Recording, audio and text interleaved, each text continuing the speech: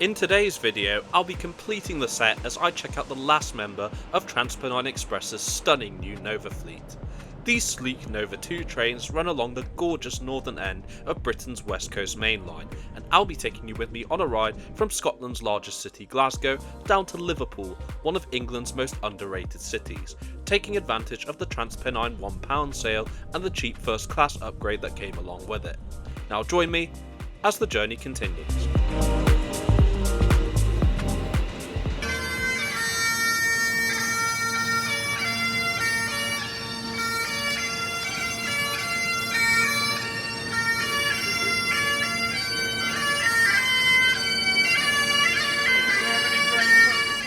Glasgow Central is where our journey starts today, one of two main stations serving Scotland's largest city and located in the heart of the city centre. Glasgow Central is a station I've been using quite a lot this year for work and one of my personal favourites, and I'll show you why in just a second.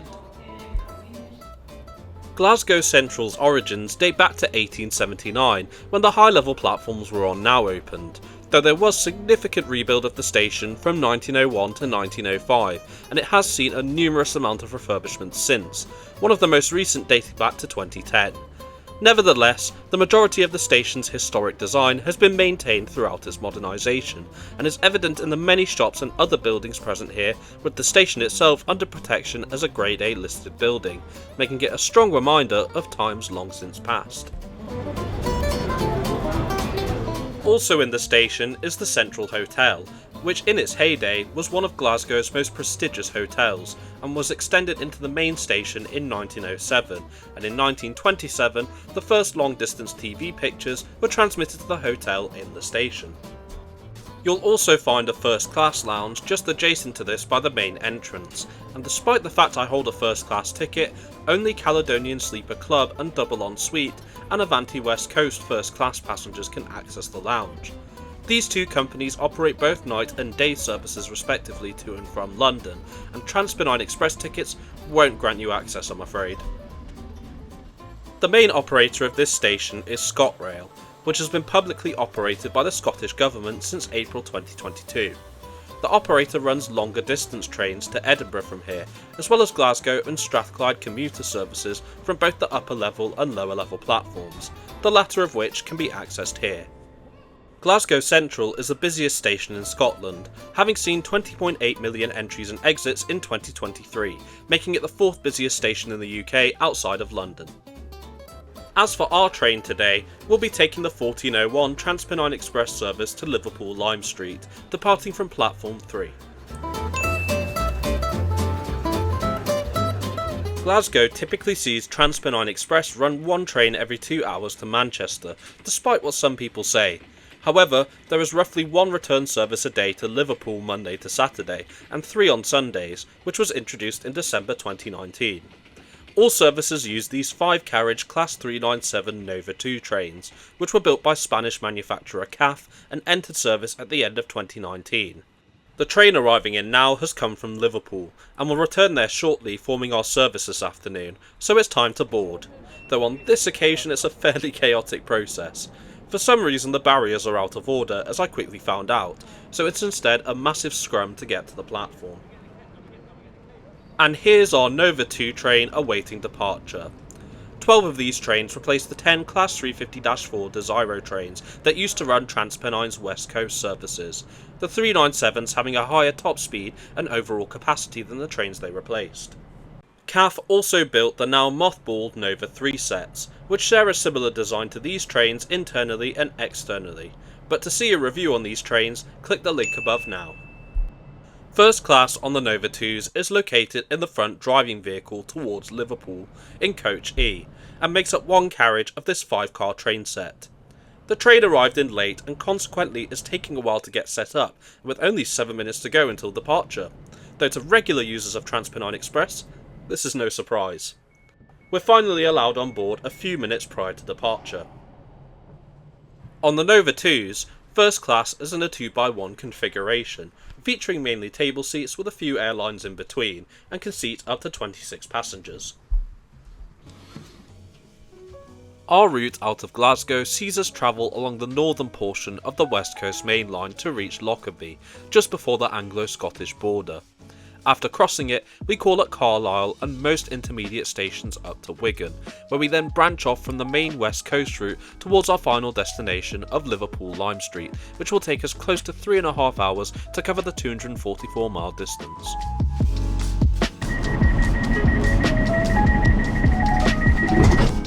Despite the horribly rocky start, we pull out of Glasgow on time at 1 minute past 2 UK time.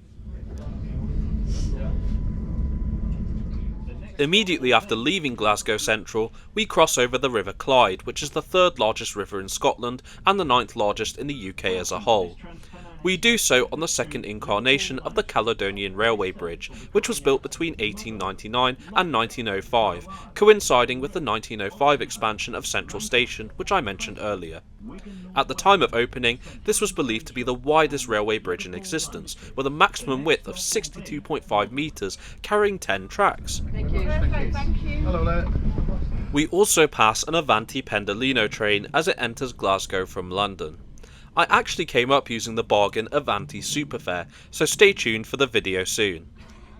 Portmady depot can be seen to the left, which is a key maintenance and stabling point for both TransPennine Express and Avanti West Coast, as well as for Caledonian Sleeper's Lowlander service, with a number of Mark V coaches seen on standby. We continue our journey out of the Glasgow suburbs and into the Lanarkshire countryside, which is where the onboard food service included in the ticket price begins.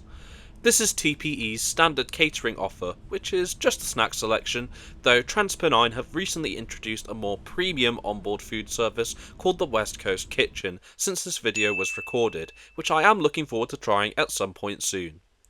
Also, if you're watching this Mark Hopwood, you may want to get your trolley back. Our first stop of the trip is Motherwell, which is just over 15 minutes and 15 miles away from Glasgow. The town began its life as a small textile hamlet back in Roman times, but it wasn't until the mining of the area's coal and iron natural resources, as well as the arrival of the railways in the 19th century, which brought industry and money, making it into the town it is today. Okay, now's a better time than ever to have a look around first class on the Nova 2. The overall seat comfort's actually okay, though this is mainly due to ergonomics rather than padding, but it's still acceptable. Each side has foldable armrests, with the window side being lifted to reveal a conveniently located 3-pin power and USB-A socket for charging laptops and mobile devices. Sadly, there are very limited solo seats for lone travellers like me, but there was no one sat opposite me, so legroom was pretty decent, though I wouldn't be saying this if there was. And if you want to boost this, there's a button to operate the manual recline for increased comfort. Seat reservations are displayed using traffic light indicators as seen on the 80X fleet. Green indicates that the seat is free, whilst red indicates that the seat is reserved for either part of or the entire trip, though if this ever goes down, there are card holders for physical reservations just above the headrest. Display screens, in common with the rest of the TransPennine fleet, are also featured on the Nova 2s, displaying key information such as the calling points for the train and the times of arrival, both advertised and expected respectively. Luggage can be stored using the overhead racks for smaller items, as well as the larger racks towards the vestibules for heavier items. You can also use the space in between the seats if you prefer to keep a closer eye on your belongings. Oh, and you won't find overhead reading lights below the overhead racks. These are on the tables instead. Finally, there's a draw-down blind if you want to block out any harsh sunlight, or, in Scotland's case, if you ever get bored of the amazing scenery. Lack of solo seats aside, this is a very decent space and all the more so for the price that I paid. Well done TPE. Can't say that often, hey? We now continue to head towards the border along the countryside of the Scottish Lowlands, and whilst the scenery here is amongst the best along the whole West Coast Main Line, you may be tempted to catch up on emails or browse social media despite the lack of signal, which is where TPE's onboard Wi-Fi comes in. As with all UK operators, this is free to use and is pretty easy to connect to once you've signed in with your email. Even in a remote area like this, the connection was okay. Lockerbie is our last stop in Scotland before crossing the border into England. As with all stations in Scotland, this is managed by the national railway operator ScotRail, but shares the unique distinction of being one of two stations not served by the operator, the other being Reston, located on the East Coast Main Line, which also borders with England. Speaking of the Anglo-Scottish border, unlike on the East Coast Main Line, there's no actual physical way to see that the border's been crossed, so you'll need to rely on Google Maps for this one. We cross the border around here. We're now back in England, where the remaining 2.5 hours of the journey to Liverpool takes place. Not long after entering England, we call at Carlisle's Citadel station, which is located around 8 miles from the Anglo-Scottish border. This Grade 2 listed station is named after the Carlisle Citadel, two Grade 1 listed towers commissioned by King Henry VIII during the 16th century as a fortress, but now awaits conversion into a campus for the University of Cumbria. Here, you can change for the Scenic Settle to Carlisle line operated by Northern to Leeds, which I'll be covering on the channel soon, something you definitely don't want to miss. Okay, now's a good time to take a look around the rest of the train. Standard class is in a typical 2x2 layout with both airline and table seats, and features the rather controversial Faenza Sophia seats used on the Class 800s, as well as the rest of the Nova fleet, so you can see why I decided to upgrade to first class. Bicycle storage spaces can be found in the Coach A driving vehicle, which is at the rear of the train for this journey. Reservations here are compulsory and they're free to make on the TPE website. As for wheelchair spaces, well, as with the Nova 3 sets I previously reviewed, the only one available appears to be in first class, so I assume wheelchair users sit here regardless of class of travel. Also accompanying this is the wheelchair accessible toilet, with standard toilets found throughout the rest of the train.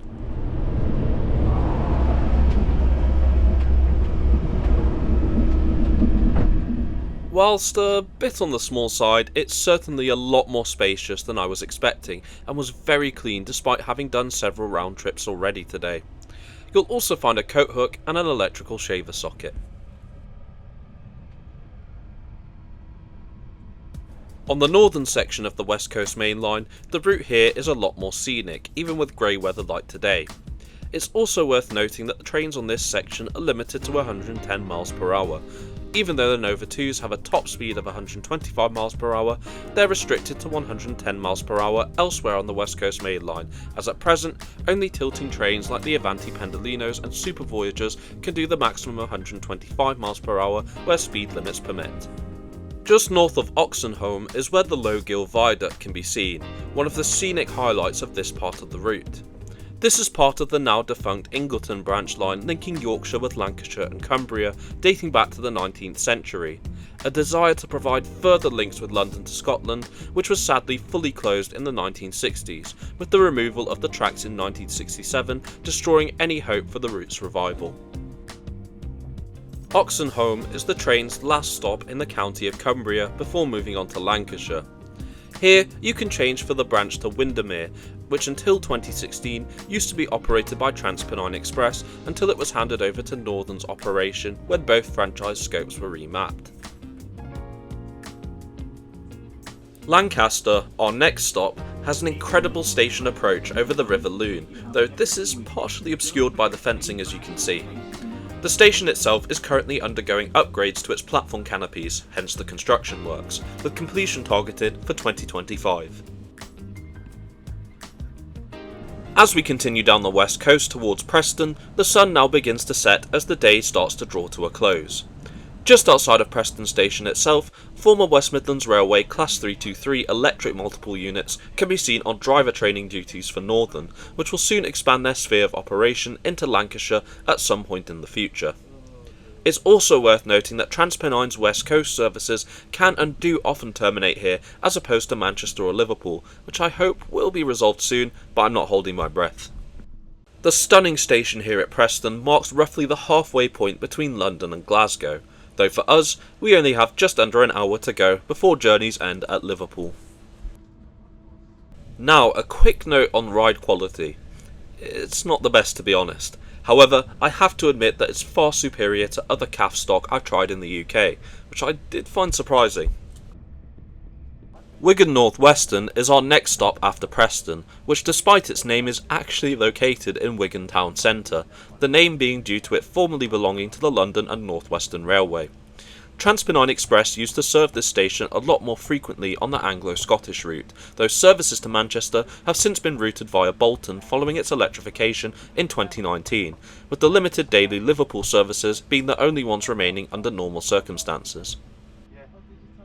To the left shortly after leaving is Wigan Springs Branch Depot, which was reconstructed between 2018 and 2020 to service Northern's fleet such as the Class 769 bi-mode units seen on standby. It's here where we branch off the West Coast Main Line and onto the Liverpool to Wigan line, the home stretch of our route today.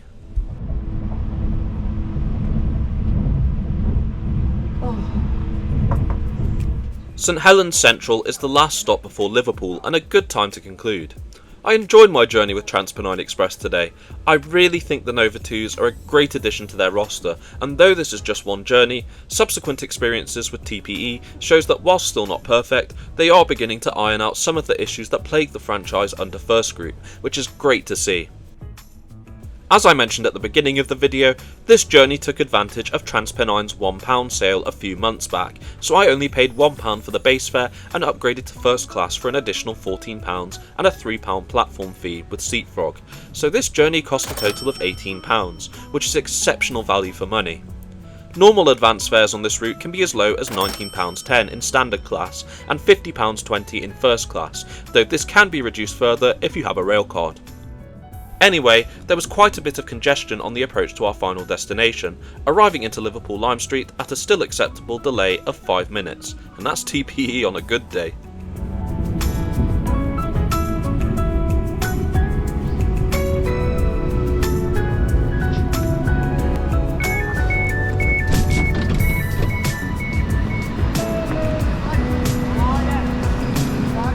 Now it's over to you. Have you made a trip with TransPennine Express before? What do you think of the Nova 2 trains? Let me know in the comments. I hope you've enjoyed this video and don't forget to like and share it if you did to aid the channel's growth, as well as subscribe to the channel and turn on notifications for more content such as this weekly. I'm actually due home on the next Pendolino to London, but I'll leave you with a shot of Liverpool at dusk. Thanks so much for coming with me on this trip, and I look forward to bringing you with me on my next one.